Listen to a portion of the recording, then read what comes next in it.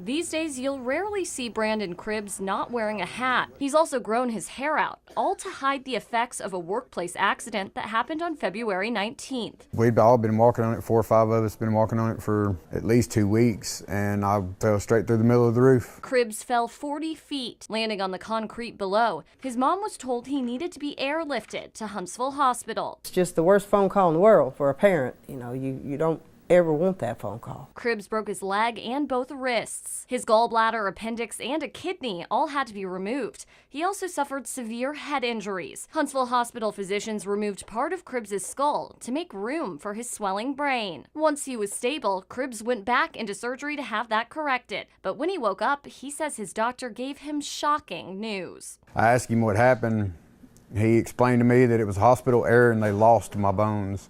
They were gone. One of them made a joke that my head would grow back. Cribbs claims no one could tell him where exactly the bones could have gone. He was released from the hospital with this dent still on the side of his head. Since then, he's had a seizure and suffers from severe headaches. If I brush my hair or do anything or take a shower, wash it, it cracks and pops all the way back and all the way back through here. Cribbs and his family are now working with an attorney to file a complaint against the hospital. The only thing we want is his skull corrected. We haven't asked for anything else. That's all we want. Brandon Cribbs has been suffering from severe headaches and seizures ever since he was released from Huntsville Hospital with a portion of his skull missing.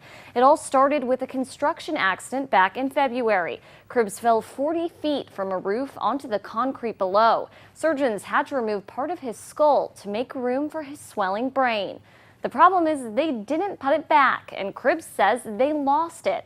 He was released from the hospital in mid-March and has been trying to get some help from the hospital ever since. It made me distrust all of them.